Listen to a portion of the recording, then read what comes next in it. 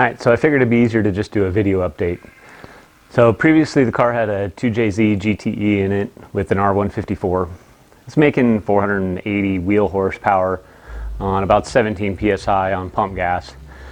Never really bothered putting race gas in it, but I kept having transmission problems.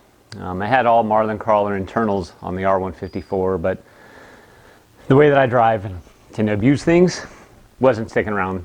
So I looked at doing a 6-speed swap on the 2JZ, and it was so cost prohibitive to do that.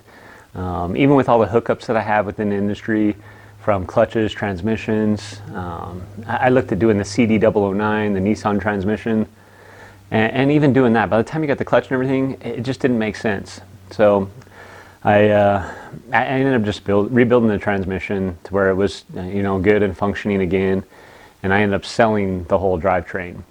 A couple things with that, I have access to LS engines. So a buddy of mine had a 2012 Camaro SS, full drivetrain, takeout, 40,000 miles on it. It just made sense to do it. So now I have the 6-speed transmission for about the price I was going to pay for just the tranny, but now I have an engine and a transmission. Sure, it was going to take quite a bit of fabrication to get there, but whatever. I got to do what I got to do. I figured that the LS was going to be a little bit more drivable on the street, and I wouldn't be messing around with turning the boost controller up every 5 seconds. So I basically just offloaded the 2JZ, bought the LS3 with the T56 behind it, or TR6060 as it were. I made my own engine mounts, made my own tranny mounts. I plan to do my own headers, my own exhaust. Of course, things spiral out of control. It's been about 2 years now since I had bought that LS3. I had taken it down to Fred at HPS Machine, and we were just going to freshen up the top end. So we yanked the heads off, started looking at it, and we figured, what the heck, let's go ahead and shave 30 thou off to raise the compression. We ended up having a CNC program done to the heads. We put it all back together, basically with a cam swap, ported heads, and a little bit more compression. That deal ended up making about a 570 horsepower at the flywheel on Fred's dyno.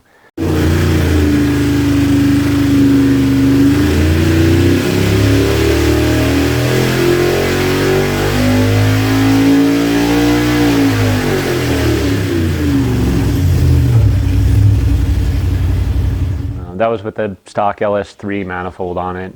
We tried a couple different things, ported manifolds, whatnot, fast manifold, a 102, even tried a Phytech manifold.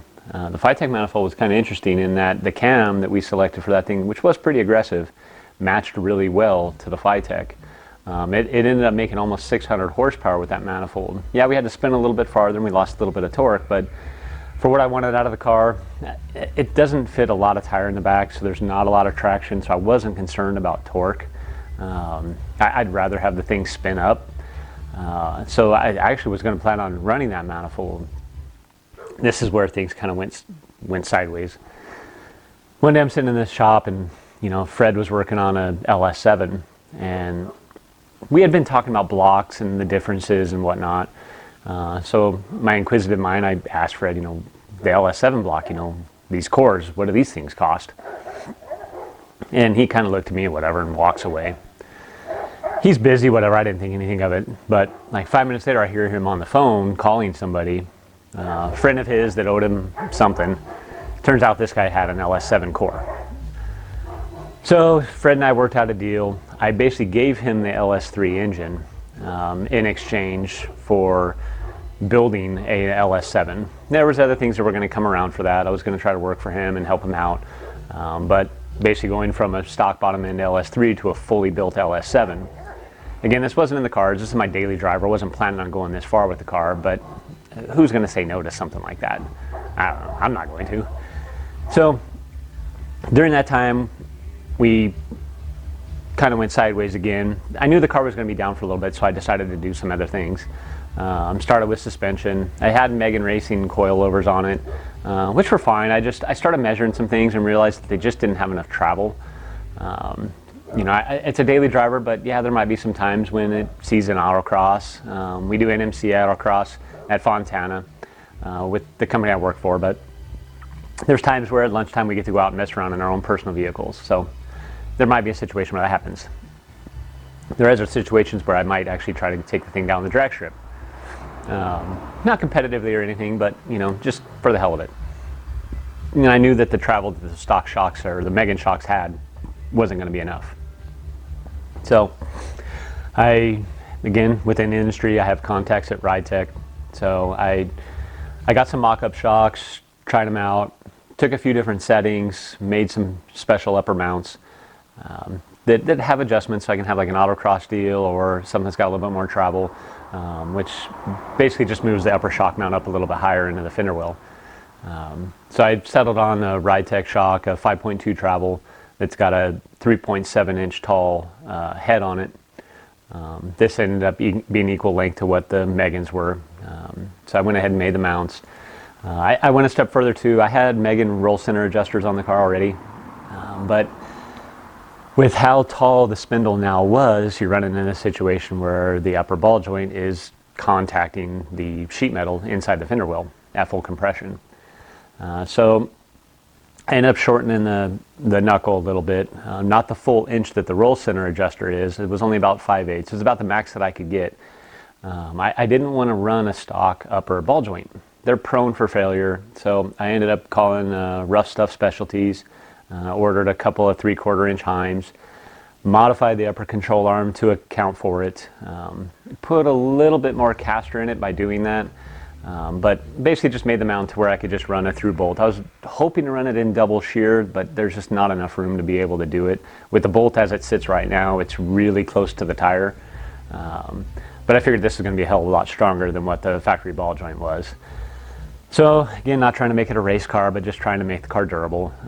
Trying to fix some of those small issues that I think that the Lexus has had from the factory, make it stronger, more durable. Again, I drive a lot. I'm going to drive 25,000 miles a year, and I plan on abusing this thing.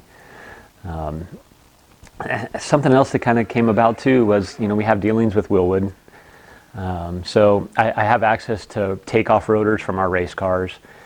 So I messed around with some different rotors and whatnot, calipers, of course.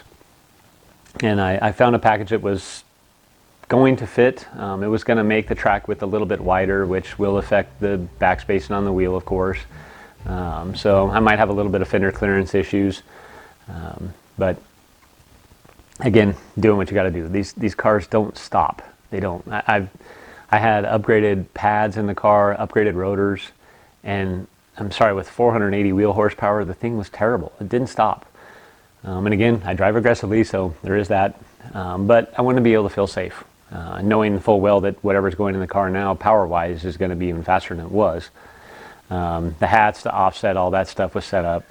And again, I have access to getting a caliper bracket made. So took the dimensions that Willwood provided and took some drawings from the factory spindle and basically set it up to where I can make my own caliper bracket for it. I'm going to be able to do a 13-inch or a 14-inch rotor on it, but I'm going to stick with 13. The car I don't think is going to need that. Again, if I was road racing, okay, maybe a 14, but it's just not heavy enough to need that. But speaking of weight, everybody thinks that these cars are super light. And while they are light compared to like a GS400 or an SC300, they're really not that light. If you look at the car, it's a four-door, but you compare it to, say, an FD3 RX-7, we're talking 400 or 500 pounds heavier. This car was 32 and change before I took it apart. I'm sure that the LS is probably 200 pounds lighter, but you're going to add some weight back with the exhaust. It had a single 3-inch before with a 3.5-inch axle back. It's going to end up having a dual 3-inch, maybe even 3.5-inch. We'll be running Black Widow mufflers on it, of course. Work with those guys pretty closely. They've been good to me over the years, so definitely going to have some Black Widow makers on it. Going to maybe throw a resonator in there because, again, it is a street car. Don't look to bring a ton of attention to the car. But again, I'm excited to see where this thing goes from here. Just trying not to get too sidetracked with different things. I did a little bit of modification to the shifter to make it work on the TR6060. Had to shorten it up a couple inches. So I basically just took the stock Camaro assembly and modified it, made it work to the factory opening in the tunnel. It's going to get interesting with sealing all of that. I'm trying to use all the factory seals that came with it, which is proving to be very interesting. But where there's a will, there's a way. It is what it is. At the level that you're trying to take something like this, every little roadblock, you just overcome it, make it happen. So little by little, trying to get there and get the car complete to where I can do big smoky burnouts. All right, so basically still just waiting to build the engine. I'm kind of glad I do it that way, because if I had the engine sitting here ready to go in the car, I would end up half-assing half the stuff that needs to be done to the car. So again, I made 3 or 4 different sets of engine mounts, trying to find something that I liked that was easy to install. I made it to where it's boltable to the factory crossmember and into the side of the block. So that way it's easy to maneuver, adjust it, whatever I need to do. The tranny mount's pretty easy, it's just a flat piece. I've had, I don't know, 7 or 8 different sets of headers on the car, trying to find stuff that works. Turns out that the company I work for, that private labels headers for, or has private labeled headers made for us, they were the closest set that I had. So they were 1 7/8" 3-inch outlets, but I think I'm going to go a little bit bigger than that. So I'm having them make a special set for it. I was hoping to make them myself, but it's just easier to start with something that somebody already has. Again, I'm happy that the engine is not here, because there's a lot of little things. I've got a big list of stuff still to do to it. The fuel pump is already modified, but I didn't like the way that it was done, so I'm trying to find a stock fuel pump assembly to basically mount a Holley 450 liter per hour pump in it. The fuel lines are already ran. I put a flex fuel sensor on the firewall. Most of the wiring is done. The only thing left that I have to do is basically run the power wires. When I got the engine and tranny from my buddy, I was able to take the whole harness, the gas pedal, everything that's really needed for it. But it also came with what's called the X102 connector. Basically, this is the body harness connector that goes back to the car and through the fuse box. So now I can actually have a male-female within the Lexus deal. So if I ever need to pull the engine again, it's one connector, minus the starter wire and alternator. But just one connector that'll have every connector inside of it. So just disconnect that and the engine can come out. So I'm not having to disconnect individual sensors. So I figured that's going to make my life a little bit easier, because, I mean, God forbid the thing has to come back out. I'm hoping that's not the case, but, you know, at the level that this thing's going to be playing at, it's bound to happen. Stupid little things. So I just want to be prepared for that. So the wiring, again, pretty much all done except for a couple of the power wires. I wanted to be smart about it, so I want to be able to have, say, the GM ECU being fed the same power line from the same fuse that the Lexus ECU was being fed. I don't know why I'm OCD like that, but it just is what it is. So my hope is to have those types of things line up. So that way if a fuse ever pops, I know where to go looking for it. Sure, you can go through and relabel everything, but I just don't think it's going to be as clean. So I'm using the stock Lexus ECU box to house not only the E38 ECU, but also some of those wiring and connectors that I mentioned. Trying to keep it clean. So of course, once the engine's home, I'm going to be thrashing trying to get it all together. But as of right now, I'm just trying to do all the little things that just help tidy up the car. I got a little carried away in the trunk. The exhaust was going to be a thorn in my side. I knew it. So I just kind of went a little bit astray. These things are designed for a single exhaust on the passenger side. So in the trunk area, you have room to basically put one muffler. I've seen guys put the muffler on the driver's side, and, you know, nothing against those guys, but I just didn't care for the way it looks. They have to hang down too low, and the way that it's routed underneath the axle assembly, it's not something I wanted to do.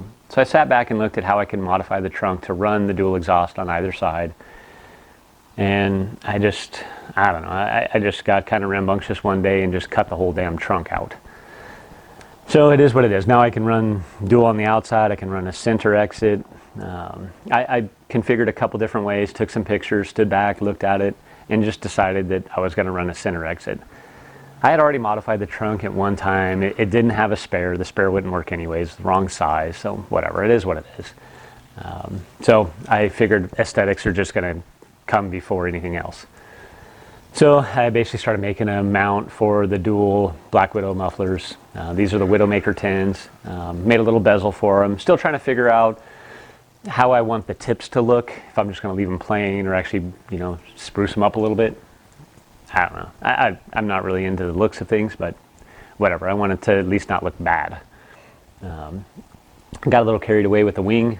This was something that I already had a little duckbill wing on it, but it wasn't body color. The trunk was already scratched and had holes in it that shouldn't have been there. So I took advantage of the time and just filled the holes and ended up making what I would consider like a zero drag wing.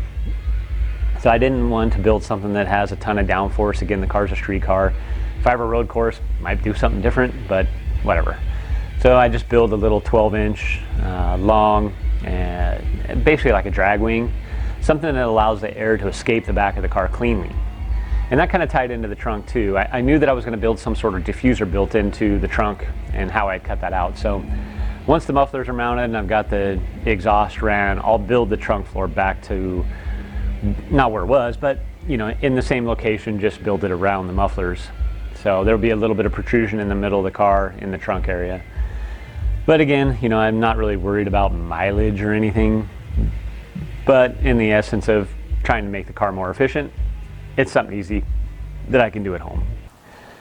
So for now, it's basically where I'm at. I'm gonna try to get caught up here in the next few months. You know, it's mid-September now. I'd really like to have this thing running before Christmas. Got a long way to go. Again, it's been 2 years since I've had this thing apart, 3 years since technically it's been running with the other engine. So maybe high hopes, but I'm excited to get this thing running again. You know, I get to go out and go to these autocross events with all of these other cars, and it's motivating to be able to get out there and go for a ride or drive some of these other cars that are crazy fast. And it'd be kind of fun to, you know, show up in a car that is capable of doing that, but yet I drove it there.